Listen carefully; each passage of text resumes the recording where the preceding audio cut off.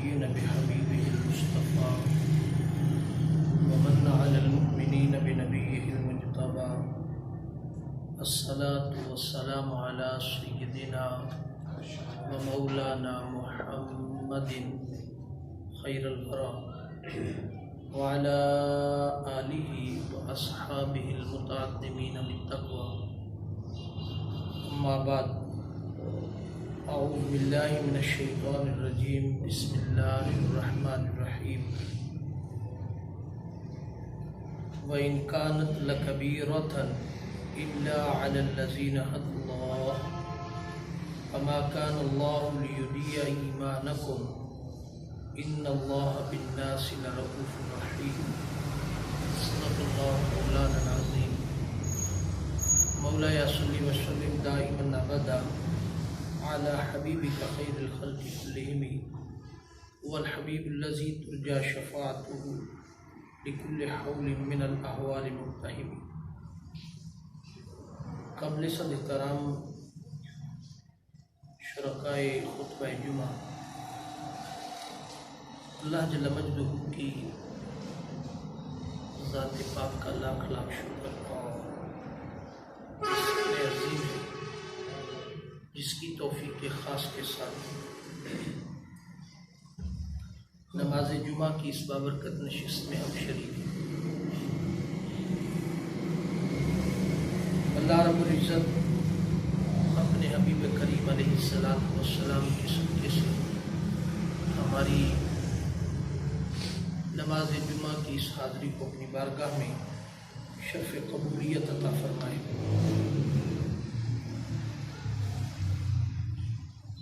حاضرین محترم، موضوع چل رہا ہے محبت رسول صلی اللہ علیہ وسلم کی اصل ایمان ہے۔ محبت کسی سے بھی ہو وہ وارفتگی مانگتی ہے، جنون مانگتی ہے اور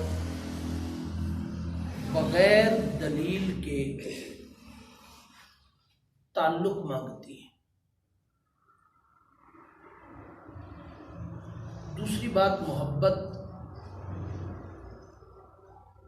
حسن کا تقاضا نہیں کرتی۔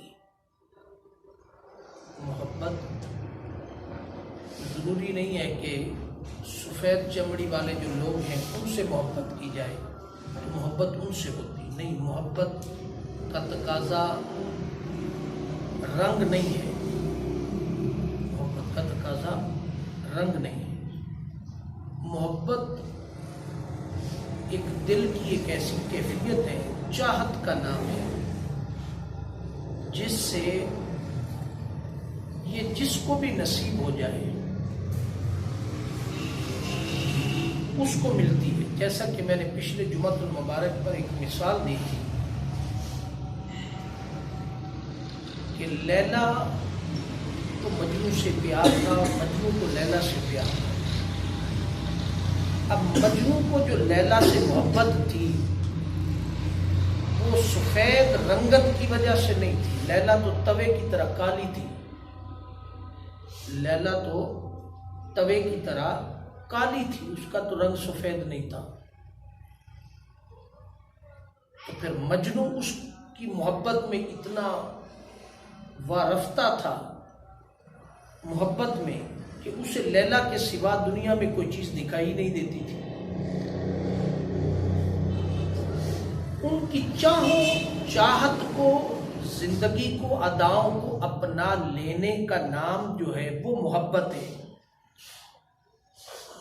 جب انسان کو وہ کیفیت محبت کی نصیب ہو جائے تو پھر انسان ثبوت نہیں مانگتا، پھر انسان دلیل نہیں مانگتا، پھر انسان اپنے محبوب کی اداؤں کو دیکھتا ہے اور اداؤں پر سب کچھ قربان کر دیتا ہے۔ جیسا کہ میں نے پچھلے جمعہ المبارک پر آپ کے سامنے دو مثالیں رکھی تھی کہ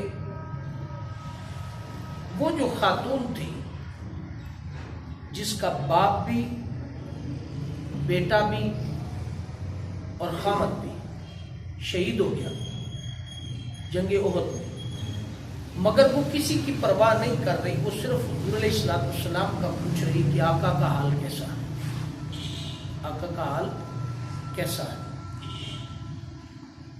دوسری مثال حضرت سیدنا حضرت عمر رضی اللہ تعالیٰ عنہ کی آپ کے سامنے رکھی تھی کہ حضور سے محبت اور ایمان، قل ان کان آباؤکم وابناؤکم وازواجکم وعشیرتکم واموال اقترفتموہا، ساری محبتوں کی بات کر کے فرمایا جان سے بھی زیادہ حضور سے محبت، پھر ایمان داخل ہوگا۔ یعنی کہ محبت اگر یہ آ جائے کہ میں حضور سے محبت کرتا ہوں مگر اولاد آ جائے تو اولاد کی محبت کو ترجیح دی اور حضور کی محبت کو چھوڑ دیا، خامد کی محبت آ گئی تو حضور کی محبت کو چھوڑ دیا، خامد کی محبت، مال زر اونٹ کوٹھی مالات عیش و عشرت دنیا داری ساروں کی محبت آ گئی تو حضور کی محبت کو چھوڑ دیا۔ اس کی مثال آپ کو صلح حدیبیہ کے اس مقام پر اس خاتون سے ملے گی کہ باپ بھی قربان، خامد بھی قربان اور بیٹا بھی قربان، مگر یہ محبتیں اس کی محبت رسول میں رکاوٹ نہیں بنی، محبت رسول میں رکاوٹ نہیں بنی، بلکہ وہ ساروں کو دیکھنا بھی گوارا نہیں کیا، اور آخر پہ پوچھتی ہے ما فعل رسول اللہ صلی اللہ علیہ وسلم کہ آقا کہاں ہے اور آقا کا حال کیسے۔ محبت اداؤں کو بدل لینے سے مانگتی ہے، حضور کی ہر ادا کو اپنا لینے سے محبت بڑھتی ہے۔ آج ہم دو مثالیں اور لیتے ہیں اسی محبت کے پہلو، محبت رسول کے پہلو۔ آج جو بڑی مثال ہے وہ ہے تحویل قبلہ کی۔ آقا علیہ الصلوۃ والسلام کی منشا تھی، خواہش تھی، اسلام کے اندر کعبۃ اللہ کی آقا علیہ الصلوۃ والسلام کی ولادت باسعادت سے پہلے لوگ نماز کعبہ کی طرف نماز منہ کر کے نہیں پڑھتے تھے بلکہ بیت المقدس کی طرف نماز کر کے پڑھتے تھے۔ بیت المقدس قبلہ اول تھا، بیت المقدس جو اسرائیل میں ہے وہ بیت المقدس قبلہ اول تھا، تو سارے لوگ مسلمان اس کی طرف منہ کر کے نماز پڑھتے تھے۔ آقا علیہ الصلوۃ والسلام کی ولادت باسعادت کے بعد بھی آقا علیہ الصلوۃ والسلام بھی کچھ عرصہ اسی بیت المقدس کی طرف منہ کر کے نماز پڑھتے رہے، مگر آقا علیہ الصلوۃ والسلام کے دل میں منشا تھی، خیال تھا، خواہش تھی کہ ہمارا قبلہ اللہ کا گھر کعبۃ اللہ جو مکے میں ہے وہ ہمارا کعبہ ہو، مسلمان اس طرف منہ کر کے نماز پڑھے۔ یہ آقا علیہ الصلوۃ والسلام کی منشا تھی، خواہش تھی۔ اس منشا اور خواہش کو قرآن پاک نے بیان فرمایا، اور وہ قرآن پاک نے دوسرے پارے کی ابتدا میں بیان فرمایا وَإِن كَانَتْ لَكَبِيرَةً إِلَّا عَلَى الَّذِينَ هَدَى اللَّهُ وَمَا كَانَ اللَّهُ لِيُضِيعَ إِيمَانَكُمْ إِنَّ اللَّهَ بِالنَّاسِ لَرَءُوفٌ رَحِيمٌ۔ فرمایا بے شک یہ قبلہ کا بدلنا بڑی بھاری بات تھی، بڑی بات تھی، قبلہ کا بدلنا بڑی بات تھی اور وزنی بات تھی، مشکل کام تھا، آسان کام نہیں تھا۔ تو فرمایا مگر ان پر نہیں، یہ بات توجہ طلب ہے، ان پر نہیں، ان لوگوں کے لیے یہ مشکل اور بھاری نہیں تھا، وزنی نہیں تھا جنہیں اللہ نے ہدایت اور معرفت عطا فرمائی تھی، جنہیں اللہ پاک نے ہدایت اور معرفت عطا فرمائی۔ یہاں سے ایک نقطہ اخذ ہوتا ہے جس کا استنباط احادیث مبارکہ محدثین نے کیا، ہدایت اور معرفت سے نوازا وہ لوگ کون ہیں جن کو ہدایت اور معرفت نصیب ہو۔ بعض ذہنوں کے اندر یہ بات یاد رکھیں نصیحت کے طور پر، جملہ نصیحت بھی ہے اور قرآن کا استنباط بھی۔ بعض لوگوں کے دلوں کے اندر پرابلم ہوتی ہے، خواہش ہوتی ہے، خواہ کی خواہش، اور وہ پرابلم ان کی بد نصیبی کی وجہ سے پیدا ہوتی اور کوئی وجہ نہیں. یہ بات قرآن کی نص قطعی سے ثابت ہے. وَمَا كَانَ اللَّهُ لِيُضِيعَ إِيمَانَكُمْ، جن کو اللہ پاک نے ہدایت اور معرفت عطا کی ان کے لیے یہ کام مشکل نہیں تھا. خواہ حضور کا میلاد آ گیا، یہ حجتوں کے سوا کچھ نہیں. ابھی قاری صاحب نماز جمعہ سے پہلے کتاب سے پہلے سوال پوچھ رہے تھے. ذہنوں میں سوال پیدا ہوتا ہے کہ 12 وفات تھی 12 ربیع الاول کو، تو ہم خوشی مناتے ہیں، ہم یہ کرتے ہیں وہ کرتے ہیں. دوسروں کی باتیں سن سن کر کے ہمارے ذہن بھی اتنے کچے ہو گئے ہیں کہ دوسروں کی باتیں ہمارے ذہن پر اثر کرنے لگی ہیں. دوسروں کی باتیں ہمارے ذہنوں پر اثر کرنے لگی. یاد رکھیں، وہ لبادہ قرآن کا پہن کر کے، کوئی لبادہ قرآن کا اوڑھ کر کے عقائد کو برباد کرنے کی بات کرتے ہیں. سوشل میڈیا ایسا سوشل میڈیا ہے کہ جو انسان کی زندگی کو تقریباً 60-70% تباہی کے دانے کی طرف لے جاتا ہے، اور 30% 35% وہ ہدایت دیتا ہے. ہم صبح و شام دوسروں کی باتیں سنتے ہیں. 12 ربیع الاول 12 وفات تھی، فلاں تھا فلاں تھا فلاں تھا. بابا 12 ربیع الاول اگر وفات تھی تو چلو کسی تاریخ کو تو حضور پیدا تو ہوئے ہیں نا. حضور کی ولادت کسی تاریخ کو تو ہوئی ہے کہ نہیں ہوئی؟ چلو 9 کو ہوئی ہے، 9 ربیع الاول. 8 کو کر لیں، 6 کو کر لیں، 10 کو کر لیں. وفات سے پہلے ولادت تو ہوئی ہے نا کہیں. جو تاریخ جو دن آپ کو اچھا لگتا ہے اس دن کو منا لیں. اس میں تو کوئی لڑائی والی بات ہی نہیں، پریشانی والی تو کوئی بات نہیں. جس دن آپ کو اچھا لگتا ہے اس دن کر لیں، جس تاریخ کو آپ اچھا لگتے. مثال کے طور پر کچھ لوگ 12 ربیع الاول مناتے ہیں 21 اپریل کو، 21 اپریل کو، 21ویں مہینے کا. اب جس دن حضور علیہ السلام کی ولادت باسعادت ہوئی تھی اس وقت انگریزی مہینے کی اپریل کی 21 تاریخ تھی. بات سمجھ آ گئی؟ تو آپ اب 21 اپریل رمضان شریف میں آ جائے، اب 21 اپریل ذی الحج میں آ جائے، 21 اپریل جس مرضی مہینے میں آ جائے، کیونکہ مہینے وہ رہتے ہیں اسلامی مہینے. ہر مہینہ ہر سال 10 دن پیچھے آتا رہتا ہے، تو انگریزی مہینوں کی تاریخیں بدلتی رہتی ہیں. بات سمجھ آ گئی؟ آج اگر 12 ربیع الاول ہے تو اکتوبر کی 8 تاریخ کو آ رہا ہے. اکتوبر کی 8 تاریخ کو آ رہا ہے، 9 تاریخ کو آ رہا ہے. کہاں جا کر کے اپریل آئے گا؟ اپریل تو کہیں آئے گا رمضان مبارک کے کہیں نزدیک جا کر کے آئے گا. تو آپ 21 کو منا لیں. مقصد منانا تو حضور کا میلاد ہے نا. 8 ربیع الاول کو منا لیں، 9 ربیع الاول. رہ کی بات حضور نبی پاک صاحب الاولاد صلی اللہ تعالیٰ علیہ وسلم کی ائمہ مجتہدین اور محدثین کی رائے کے مطابق حضور علیہ السلام کی ولادت باسعادت بھی 12 ربیع الاول کو ہوئی. یہ کثرت سے مجتہدین کا اتفاق ہے، کثرت سے مجتہدین کا اتفاق ہے. پھر اگلی مزے کی بات یہ ہے کہ امام ذہبی کو پڑھیں، امام بیضاوی کو پڑھیں، امام شیخ عبدالحق محدث دہلوی کو پڑھ لیں، دیگر احادیث کو پڑھ لیں. متفق علیہ اگر تاریخ پر کچھ کی رائے ہے کہ 9 ربیع الاول تھی، کچھ کی رائے ہے 7 ربیع الاول ہے، اور کثرت رائے ولادت کی جو تاریخ ہے وہ 12 ربیع الاول. 6 کو منا لیں، 10 کو منا لیں، 7 کو منا لیں، 9 کو منا لیں، جب بھی جی چاہے منا لیں. مگر دن پر کسی کا کوئی اختلاف نہیں ہے. تاریخ پر اختلاف 30% علماء کا ہے کہ 9 ربیع الاول کو ہے. بقیہ کا اجتہاد ہے کہ 12 ربیع الاول کو ہی حضور کی ولادت باسعادت ہوئی ہے. دن پر کسی پر اختلاف وہ 30% بھی نہیں. دن پیر ہی کا تھا، دن پیر کا تھا، اس پر کسی کا کوئی اختلاف رائے نہیں. اب ایک بندہ اس کو سوائے حجت کرنے کے کوئی کام نہیں ہے تو وہ بیٹھا کہ جی 12 ربیع الاول وفات تھی تو وفات والے دن خوشی نہیں منائی جاتی.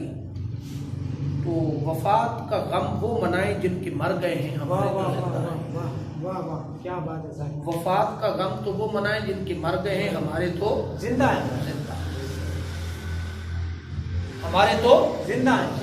قرآن نے کہا ہے، حدیث نے کہا ہے، نص قطعی قرآن نے کہا ہے کہ حضور علیہ الصلوۃ والسلام آج بھی زندہ۔ اب اس زندہ ہونے کے معاملے پر دیوبندی، اہل حدیث، شیعہ، حیاتی، مماتی، لٹرم پٹرم جو کچھ بھی ہے سب متفق ہیں، سب متفق ہیں کہ حضور نبی پاک علیہ الصلوۃ والسلام انبیاء کے جسموں کو، زمین کو، مٹی کو کھانا حرام قرار دے دیا، وہ نہیں کھائیں گے۔ حضور علیہ الصلوۃ والسلام اپنی تربت انور کے اندر حیات ہیں اور آج بھی ہماری بات سنتے ہیں۔ اچھا مثال کے طور پر اگر وہ سنتے نہیں ہیں، اگر وہ سنتے نہیں ہیں تو 4-4 لاکھ روپیہ لا کے عمرہ کرنے واسطے کیوں نسے جاندے ہو؟ حج کیوں کرنے؟ واہ واہ واہ جی واہ۔ وہ پیسے بچا کے کسی یتیم فقیر نو دے دیو۔ آج حج عمرے تے یتیم فقیر نظر نہیں ہوتا؟ کیا مر جاندے نے سارے یتیم؟ اور عمرے دے وقت یتیم مر جاندے نے، فقیر مر جاندے نے سارے، حج دے اتے غریب ساریاں بیوہ یتیم مسکین سب مر جاندے نے کیا؟ اس وقت یاد نہیں آتا؟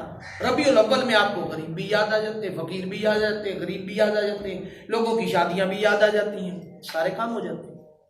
کیا اس وقت کیوں نہیں ہوتا؟ اگر وہ سنتے نہیں ہیں تو مواجہ شریف کے سامنے بار بار بھاگ بھاگ کر کے جا کر کے کھڑے ہو کر کے صلاۃ والسلام پڑھنے کی کیا ضرورت ہے جب وہ سنتے نہیں ہیں؟ سنتے ہی نہیں ہیں تو سننا نہ سننے والی بات یہاں بھی ایسے ہی ہے، وہاں بھی ایسے ہی ہے، تو پھر ہزاروں لاکھوں روپے لگا کر کے وہاں جانے کی کیا ضرورت ہے؟ یہیں بیٹھ کر کے پڑھ لیں۔ آج کل پھر واٹس ایپ آ گیا، آن لائن کیمرہ لگائے اور یہیں بیٹھ کر کے جو کچھ وہاں جا کے کرنا وہ یہیں کر لیں، وہ یہیں کر لیں۔ لہذا یہ ایک بات یاد رکھے، قرآن پاک نے، میں نے یہ بات جو بتانا مقصود تھی کہ یہ ساری باتیں بد نصیبی کی ہیں، یہ ساری باتیں قرآن نے خود کہا ہے نا، وَمَا كَانَ اللَّهُ لِيُضِيعَ إِيمَانَكُمْ، یہ بد نصیبی کی باتیں ہیں۔ نصیب جن کے ہاں ہے وہ یہ باتیں نہیں پوچھتے۔ واصف علی واصف رحمۃ اللہ تعالیٰ کا ایک قول مجھے یاد آ گیا اس آیت مبارکہ کی زمر میں۔ انہوں نے کہا تو کسی اور مقام پر تھا مگر میرا خیال ہے کہ ریلیٹڈ اس جملے کے مطابق ہے کہ وہ کہتے ہیں کہ جب آپ آقا علیہ الصلوۃ والسلام کی بارگاہ کے اندر درود پاک پڑھتے ہیں، درود پاک کا نذرانہ پیش کرتے ہیں حضور کی بارگاہ کے اندر، حضور کی بارگاہ کے اندر آپ ہدیہ عقیدت پیش کرتے ہیں، تو اس کے قبول ہونے کی پہلی ضمانت جو مستقل طور پر آپ کو مل گئی کہ آپ کا پڑھا ہوا درود پاک حضور کی بارگاہ میں قبول ہو گیا، وہ ضمانت یہ ہے کہ اللہ رب العزت اپنے محبوب کی بارگاہ میں درود پاک کی توفیق ہی اس کو دیتا ہے جس کا قبول ہوتا ہے۔ جو بد نصیب نہیں ہوتا، نصیب والا ہوتا ہے، اس کو ہی حضور کی بارگاہ میں درود پاک پڑھنا نصیب ہوتا ہے، اور جو بد نصیبی کے زمرے میں آتا ہے فرمایا اس کو پڑھنا نصیب ہی نہیں ہوتا۔ فرمایا کہ وہ رب نہیں چاہتا کہ بد نصیب کی زبان پر میرے محبوب کا نام آئے، وہ نہیں چاہتا، اسی کی زبان پر نام آئے گا جو نصیب والا ہے، جو مقدر والا ہے، جس کی اللہ رب العزت کے ہاں کوئی درجہ ہے، کوئی کمال ہے، اس کو اللہ پاک توفیق عطا کرتا ہے کہ تو میرے محبوب کا ذکر کر۔ بات سمجھ آ گئی؟ یہ استنباط تھا یہاں سے اس آیت مبارکہ سے کہ یہ ضمناً نقطہ آ گیا تو میں آپ کی بات آپ کو عرض کر دیا۔ ان اللہ بالناس لرؤوف الرحیم، فرمایا اللہ کی یہ شان نہیں ہے کہ تمہارا ایمان یوں ہی ضائع کر دے، یہ اللہ کی شان نہیں ہے کہ تمہارا ایمان یوں ہی ضائع کر دے۔ فرمایا بے شک اللہ پاک، اللہ لوگوں پر بڑی شفقت فرمانے والا مہربان ہے۔ ان اللہ بالناس لرؤوف الرحیم، کو بڑا مہربان۔ اب یہ منشا تھی حضور علیہ الصلوۃ والسلام کی کہ کعبہ بیت المقدس سے ہٹ کر ہمارا کعبہ کعبۃ اللہ، یہ خیال آقا علیہ الصلوۃ والسلام۔ اب اس خیال کو پورا کرنے کے لیے اہل ایمان کو پرکھا گیا، اہل ایمان کو پرکھا گیا. جو محبت والے تھے، جو نصیب والے تھے، جو نصیب والے تھے، ان کو پرکھا گیا کہ کون بد نصیبی کے زمرے میں آئیں گے اور کون نصیب کے زمرے میں آئیں گے. فرمایا ان کو پرکھا گیا. اور ان کو پرکھنے کے لیے کیا فرمایا؟ اگلی آیت مبارکہ کے اندر جب مسجد قبلتین کے اندر قبلہ بدلنے کا حکم آیا تو قد نرا تقلب وجهك في السماء فلنولينك قبلة ترضاها فول وجهك شطر المسجد الحرام وحيث ما كنتم فولوا وجوهكم شطرا. اے حبیب، ہم بار بار آپ کا رخ انور ہماری طرف اٹھنا، ہم جانتے ہیں کہ آپ کی منشا کیا ہے. ہم جانتے ہیں کہ آپ کی منشا کیا ہے. حضور بار بار آسمان کی طرف چہرہ مبارک اٹھاتے. منشا یہ تھی کہ مولا بیت المقدس سے ادھر منہ کر کے نماز پڑھنے کی اجازت مل جائے. آسمان کی طرف پلٹنا دیکھ رہا ہے، سو ہم ضرور آپ کو اس قبلہ کی طرف پھیر دیں گے جس پر آپ راضی ہوں گے، جو آپ کی منشا ہوگی، پھیر دیں گے. پس آپ اپنا رخ ابھی مسجد حرام کی طرف پھیر لیجئے. اے مسلمانوں، تم جہاں کہیں بھی ہو، پس اپنے چہرے کو کعبۃ اللہ کی طرف پھیر لیجئے. اب یہ واضح حکم تھا، یہ واضح حکم تھا. اب واضح حکم حضور علیہ الصلوۃ والسلام کو تو مل گیا تھا. یہ بات توجہ طلب ہے، بڑے لوگ یہاں مغالطہ کھا جاتے ہیں. اب وہی تو حضور کو نازل ہو رہی ہے نا، وہی تو حضور کو نازل ہو رہی ہے، اور سن بھی حضور رہے، صحابہ تو نہیں سن رہے. جبریل آیا ہے، پیغام لے کر آیا ہے، تو جبریل فرشتہ ہے، اس کو تو صحابہ تو نہیں جانتے، نہ پہچان سکتے، نہ وہ ظاہری انسان کی آنکھ فرشتے کو دیکھ سکتی. اب یہ جو کچھ بھی ہو رہا ہے یہ حضور علیہ الصلوۃ والسلام جانتے ہیں، یا رب جانتا ہے، یا جبریل لانے والا جانتا ہے. چوتھا بندہ تو کوئی نہیں درمیان. حضور جانتے ہیں، جبریل جانتا ہے، صحابہ تو کوئی خبر نہیں ہے نا. اب یہ حکم حضور کو آیا ہے. یہ بات بڑی توجہ طلب ہے ایمان کے اور محبت کے زمرے کے اندر، کہ یہ حکم حضور کو آیا کھڑے نماز میں ہے. یہ حکم آیا حضور کو ہے کھڑے نماز میں ہے، نماز کی حالت میں. پیچھے صحابہ صف در صف پیچھے حضور علیہ الصلوۃ والسلام کے کھڑے ہیں. جب فرمایا بار بار چہرہ اٹھنا دیکھ رہے ہیں، تو اس کے ساتھ ہی فرمایا محبوب ہم اجازت دیتے ہیں کہ آپ اپنے رخ کو مسجد حرام کی طرف، کعبۃ اللہ کی طرف پھیر لیں. کعبۃ اللہ کی طرف. اب روایات کے مطابق جب اس وقت نماز پڑھی جا رہی تھی تو اگر قبلہ بیت المقدس کی طرف منہ تھا تو امام آگے تھا، مقتدی پیچھے تھے. تو بالکل اپوزٹ تھا حرم مدینہ، حرم مکہ بالکل اپوزٹ تھا. جب کعبۃ اللہ سے حکم ہوا کہ رخ اپنا اس طرف پھیر لے تو امام پیچھے رہ گیا، مقتدی آگے آگے. امام پیچھے رہ گیا نا تو مقتدی آگے. اب بیت المقدس ادھر تھا، کعبۃ اللہ ادھر تھا. جب حکم آ گیا تو جب آقا علیہ الصلوۃ والسلام نے چہرہ اقدس پھیرا تو حضور کو وحی نازل ہوئی. حضور نے نماز توڑ کر کے پہلے صحابہ کو حکم تو نہیں سنایا نا، پہلے صحابہ کو حکم تو نہیں سنایا نا کہ چلو اب یہ جو ہے اس کو پورا کر لیں تو اگلی نماز ہم کعبۃ اللہ کی طرف کریں گے. ان لوگوں کو پہلے موٹیویٹ کریں گے، ان کو اعتماد میں لیں گے، ان کو بتائیں گے، ان سے معاملہ پوچھیں گے، انہیں کہیں گے کہ یہ وحی آئی ہے، اب ادھر منہ کرنا ہے، اب اگلی نماز ادھر پڑھنی ہے، پہلی ہم نے ادھر پڑھ لی ہے. نماز کے دوران حکم آیا، یہ بات تو نہیں ہوئی. اب جو ہی حکم ہوا کہ محبوب اسی لمحے آپ اپنا چہرہ اقدس مسجد حرام کی طرف پھیر لیں. حضور علیہ الصلوۃ والسلام کو حکم ہوا، آپ علیہ الصلوۃ والسلام وہاں سے موو کیا اور کعبۃ اللہ کی طرف منہ کر لی. جب موو ہوئے تو دوران نماز وہ سارے لوگ کھڑے تھے، صحابہ جو پیچھے کھڑے تھے، اب وہ پیچھے اس امام کے کر کے کھڑے تھے. اب بات ہو گئی کہ پیچھے ان مقتدیوں کے بات ہو گئی، مقتدی آگے آگے صحابہ اور امام حضور پیچھے ہو گئے.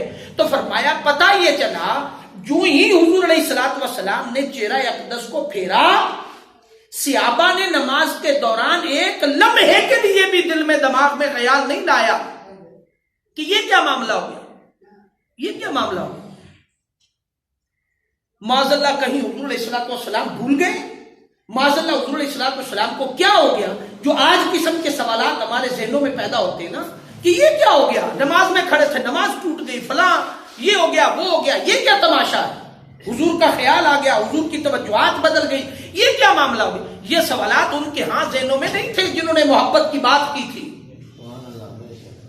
جنہوں نے محبت رسول کا دعویٰ بھرا تھا، ان کے ہاں یہ سوالات محبت سوال نہیں کرتی، محبت سوال ہے، محبت رنگ نہیں دیکھتی، محبت شکل نہیں دیکھتی، محبت کچھ نہیں دیکھتی، محبت اداؤں کو اپنا لینے کا نام ہے۔ فرمایا آقا علیہ الصلوۃ والسلام نے جب چہرہ اقدس پھیرا، صحابہ نے ایک لمحے بھی نہیں دیکھا، اور یہی بات وہ دیکھنا چاہتا تھا رب کائنات، کہ میرے محبوب کے پیچھے اقتدا کرنے والے، محبت کا دعویٰ کرنے والے، محبت کا نام لیوا، آج امتحان تھا کہ کیا ہوگا۔ جو ہی آقا نے چہرہ پھیرا، صحابہ نے بھی اسی طرف چہرہ پھیر دیا، آقا نے قبلہ کی طرف منہ کیا، صحابہ نے بھی اس طرف منہ کیا۔ یہ بات کا معاملہ ہے کہ آقا پیچھے کھڑے، یہ بات کا معاملہ ہے کہ آقا پیچھے ہو گئے، آقا نے چہرہ اس طرف پھیرا، اس طرف پھیر دیا۔ اب یہاں محدثین لکھتے ہیں، ائمہ مفسرین کرام لکھتے ہیں کہ ان صحابہ کے ذہن میں ایک لمحے کے لیے بھی خیال نہیں آیا، ایک لمحے کے لیے بھی خیال نہیں آیا یار یہ کیا معاملہ ہے نماز کے دوران، یہ کیا معاملہ، ایک لمحے کے لیے بھی بات نہیں آئی، بلکہ ان کے ذہن میں خیال یہ آیا کہ جدھر چہرہ یار کا ہے ہم بھی ادھر ہی ہیں۔ ہمیں پتہ ہی نہیں تھا کہ خدا کی شناخت کیا ہے، ہمیں پتہ ہی نہیں تھا کہ نماز کس طرف منہ کر کے پڑھنی ہے، ہمیں نہیں پتا تھا نماز کیسے پڑھنی ہے، ہمیں نہیں پتا تھا اسلام کیا ہے، ہمیں نہیں پتا تھا ایمان کیا ہے، ہمیں نہیں پتا تھا یہ ساری باتیں کیا ہیں، ہمیں اس کی کوئی خبر نہیں تھی، ہم تو اسی طرف ہیں جس طرف محبوب ہے۔ صحابہ نے پوچھا یا رسول اللہ صلی اللہ علیہ وسلم نماز کیسے پڑھنے؟ فرمایا اصلی رأیتمونی، جیسے میں نماز پڑھتا ہوں تم بھی ویسے نماز پڑھا، وَأَقِیمُوا الصَّلَاةَ وَآتُوا الزَّکَاةَ، نماز کا حکم آیا، پڑھنے کا طریقہ کیا ہے؟ فرمایا جیسے میں پڑھتا ہوں، فرمایا تم بھی ایسے پڑھ لیا کرو، فرمایا تم بھی ایسے پڑھ لیا کرو۔ نماز کی باری آ گئی، جب باری آ گئی قبلہ کی تو فرمایا، جب باری آ گئی حج کی تو آقا علیہ الصلوۃ والسلام کی بارگاہ سے پوچھا یا رسول اللہ حج کیسے؟ فرمایا خذوا مناسککم، خذوا مناسککم، جیسے جیسے میں مناسک ادا کرتا جاؤں گا مجھے دیکھ کر کے تم بھی ویسے ویسے کرتے چلے آؤ، تم بھی ویسے ویسے کرتے چلو، یہ تمہارا حج ہو جائے گا۔ صحابہ کرام رضوان اللہ علیہم اجمعین کی محبت کا عالم یہ تھا کہ ان کا سب کچھ دین دنیا سب کچھ حضور تھے، دین دنیا سب کچھ، رب کائنات کی شناخت بھی حضور کے صدقے سے ملی، دین حضور کے صدقے سے ملا، نماز پڑھنے کا طریقہ حضور کے صدقے سے ملا، شریعت پر عمل حضور کے صدقے سے ملا، شریعت کو کیسے اپنانا ہے حضور کے صدقے سے ملا، الغرض سب کچھ حضور کے صدقے سے ملا۔ تو یہ بات سمجھنے والی ہے کہ فرمایا کہ وجہ کا شطر المسجد الحرام وحیث ما کنتم فولوا وجوہکم شطرہ، یہ حکم ابھی صحابہ کو سنایا ہی نہیں گیا، اعتماد کی بات تھی نا۔ حضور علیہ الصلوۃ والسلام نے فرمایا نماز کے بعد، فارغ ہونے کے بعد جب فارغ ہو گئے تو آقا علیہ الصلوۃ والسلام سے صحابہ نے بھی پوچھنے کی ضرورت نہیں، حضور ادھر منہ کر کے نماز پڑھائے ہم ادھر پڑھ لیں گے، حضور ادھر پڑھائے ہم ادھر پڑھ لیں گے، حضور ادھر کر لیں ہم ادھر کر لیں گے، حضور ادھر کر لیں ہم ادھر، ہمیں اس بات سے کیا غرض، ہم نے تو یار کے پیچھے بیتی ہے، یار کا مکھڑا جدھر ہو جائے ہم ادھر کر لیں گے۔ یہ سوال نہیں پوچھا، آقا نے خود فرمایا کہ میری منشا تھی کہ کعبۃ اللہ کی طرف منہ کر کے نماز پڑھے، بیت المقدس کو چھوڑ کر حرم مکہ کی طرف نماز پڑھے، یہ میری خواہش تھی۔ اللہ رب العزت نے نماز کے دوران حکم فرما دیا، جب حکم رب کا آ گیا تو اس پر تاخیر نہیں تھی، اس پر تاخیر نہیں تھی، لہذا نماز کے دوران ہی منہ کعبہ حرم کعبہ کی طرف کر لیا۔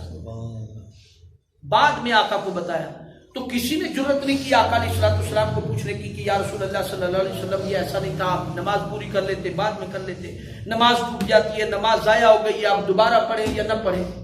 انہیں پتا تھا کہ شریعت ساری آگے کھڑی ہے، شریعت ساری آگے کھڑی ہے، جب شریعت ساری آگے کھڑی ہے تو کیا ضرورت ہے کس طرف جانے کی۔ پھر بخاری شریف کی حدیث پاک ہے کہ آقا علیہ الصلوۃ والسلام کی بارگاہ کے اندر صحابہ کا حال یہ تھا کہ صحابہ سے پوچھا، صحابہ نے آقا سے پوچھا بھی نہیں اور کوئی ثبوت بھی نہیں مانگا، آقا نے جسٹ ایک فارمیلٹی کے طور پر بتا دیا۔ اس وقت سے لے کر آج تک کعبۃ اللہ ہمارا کعبہ ہے، وہ قبلہ اول تھا۔